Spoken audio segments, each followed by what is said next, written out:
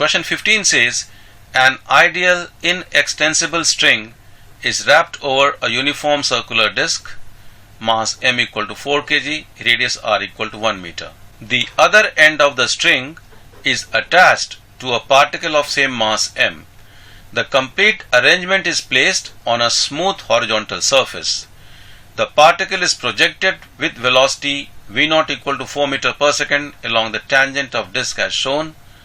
If v, vcm, omega, j denote velocity of particle, velocity of disk, angular velocity of disk, and impulse on disk just after string becomes taut, then choose the correct option. All values are in SI units in list 2. We find the values of these terms. We apply the concepts of conservation of angular momentum, then angular impulse equals change in angular momentum, and impulse equals change in linear momentum. We'll apply all these concepts to solve this problem. So suppose the impulse is j as stated in the question. So for the particle, the impulse is j towards left, and suppose its velocity becomes v after the impulse. So we get this expression, mv naught minus the impulse j equals mv.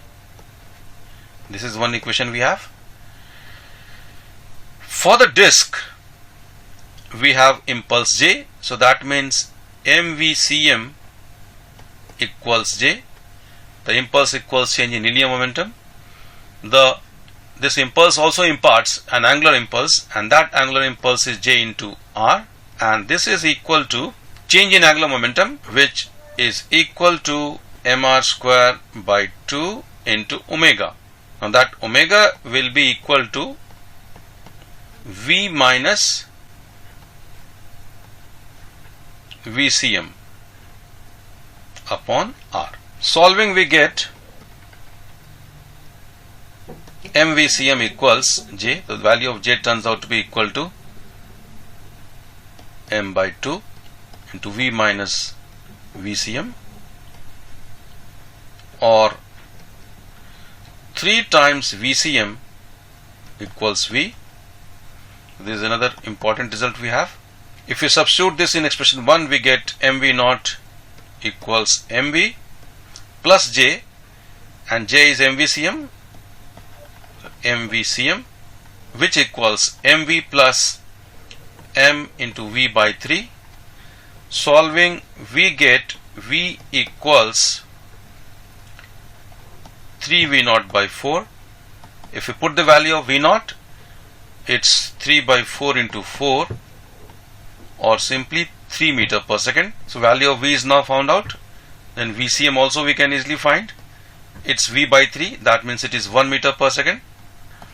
Then coming to angular velocity omega. So omega is equal to v minus vcm upon r.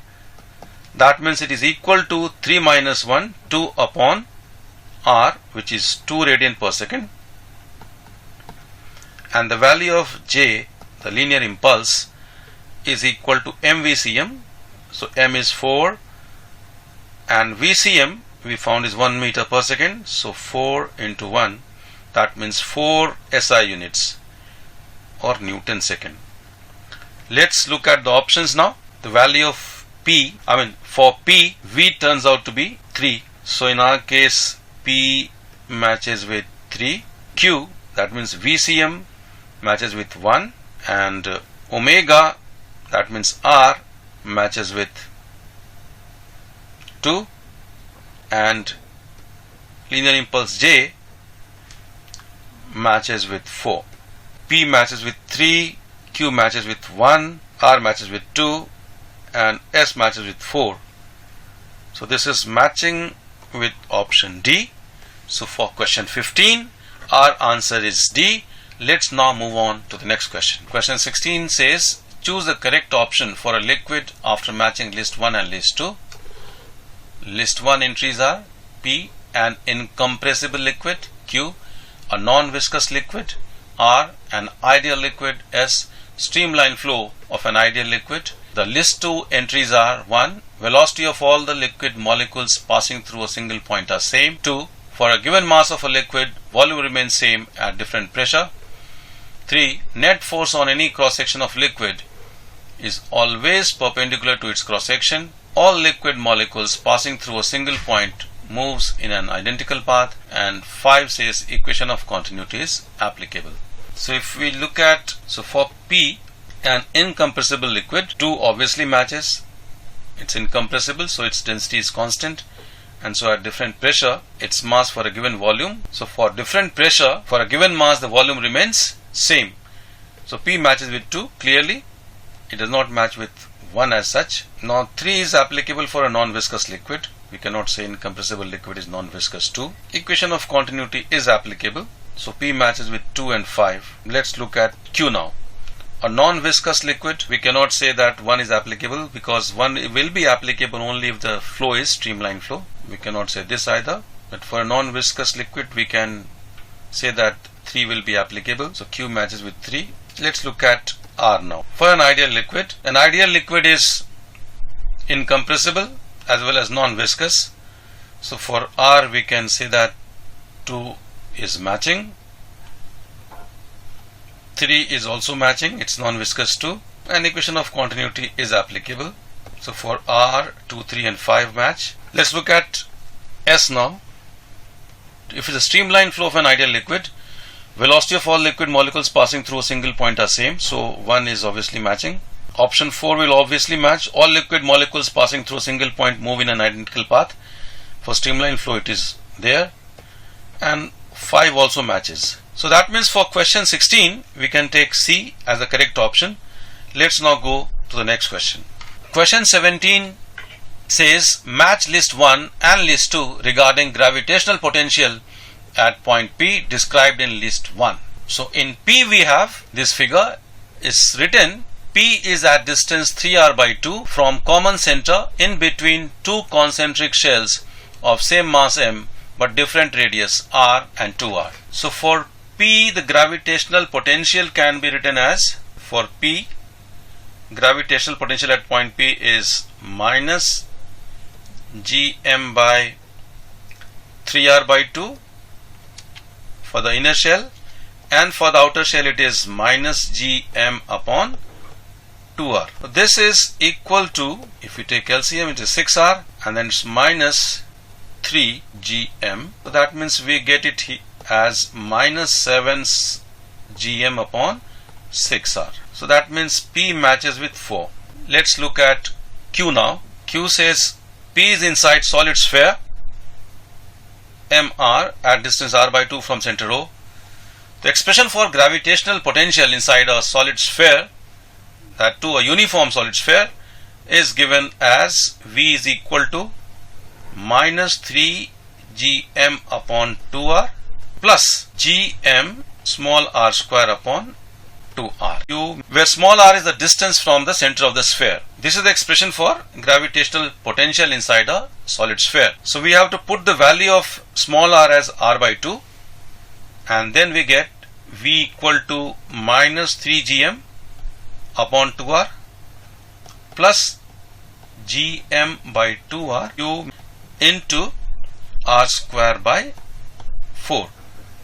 Simplifying, this is 8r and this is minus 12 plus 1 into gm.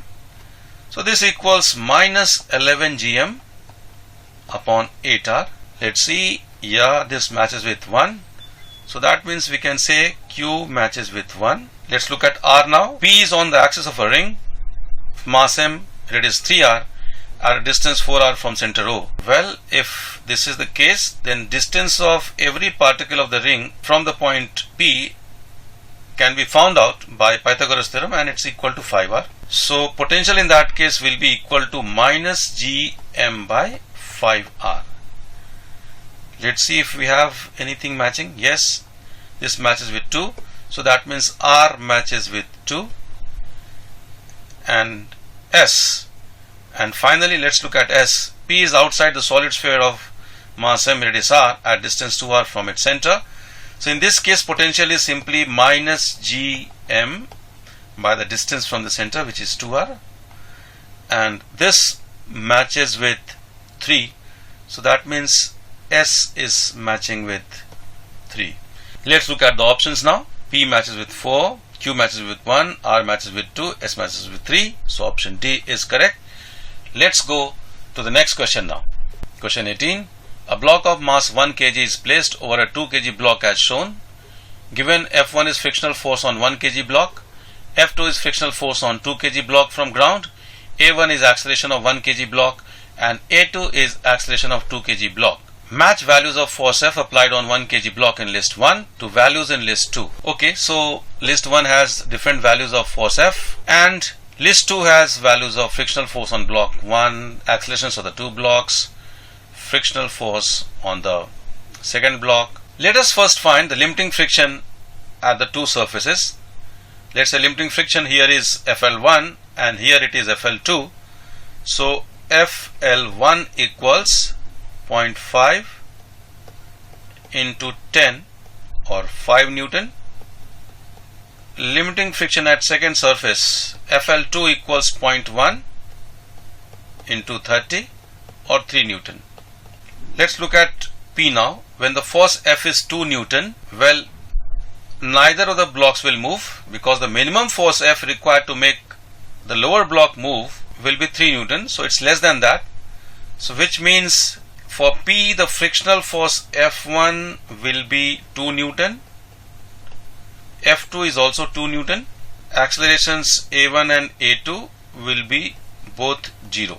So this means for us P matches with 5 and others don't match. Let's put F equal to 4 Newton. So when F is equal to 4 Newton, the block will start moving because this is more than the limiting friction here. Whereas limiting friction here is 5 Newton, but the limiting friction is only 3 Newton. So the blocks will start moving. Suppose this move with acceleration A. In that case, acceleration A is equal to 4 minus 3. That means 1 upon 3 meter per second square. And the frictional force between the two blocks in that case will be F1 equals 4 minus 1 by 3 or 11 by 3 Newton, which is well below the limiting friction at this surface of 5 Newton. So that means when F is 4 Newton, A1 and A2 both will be equal to 1 by 3 meter per second square. F1 is 11 by 3 Newton and F2 will become, the friction here is maximum friction is 3 Newton, so it's 3 Newton only. Let's see for Q what all match. So for Q, F1 is 11 by 3 matches, so 1 matches, 2 also matches, 3 does not match, 4 also matches, and 5 does not match. So far we have P matching with 5 and Q matching with 1, 2 and 4. Let's put F as 6 Newton now. In that case, if we assume that both blocks have same acceleration, then acceleration turns out to be equal to, of course we will check again whether this assumption is correct or not. So this value of acceleration turns out to be equal to 6 minus 3 upon 3, which equals 3 by 3 or 1 meter per second square. Now for this acceleration, the frictional force between 1 and 2, if you look at the lower block of 2 kg, the frictional force required is equal to 3 plus 2 or 5 Newton. And so this satisfies, which is equal to the limiting friction between these two blocks. And if we take friction as 5 Newton, this also acceleration is 1 meter per second square. So that means both blocks will have same acceleration. The value of F1 becomes 5 Newton and F2 becomes 3 Newton. Let us see if it matches. So for R, F2 equal to 3 Newton matches, others don't match. So we can write R matches with 4. And when F is 8 Newton, then what happens? When F is 6 Newton, then only the friction between these two is the limiting friction. So when we increase the force beyond 6 Newton, there will be slipping between 1 and 2 also. So in that case, F1 will be 5 Newton and acceleration A1 will be equal to 8 minus 5 by 1, that means 3 meter per second square, and F2 will be 3 Newton and A2 will become 5 minus 3 divided by 2, that means 1 meter per second square. So this also means A1 is 3 times A2. Let's look at the values again. This does not match. This also matches. So that means 3 and 4 match. So for S, 3 and 4 also match. If we look at the options, option D matches completely with what we have got. So option D is correct. Well students, with that we have come to the end of this quick solutions. Hope you have found them useful. Thanks for watching and all the very best for your future preparations and coming examinations. Bye for now.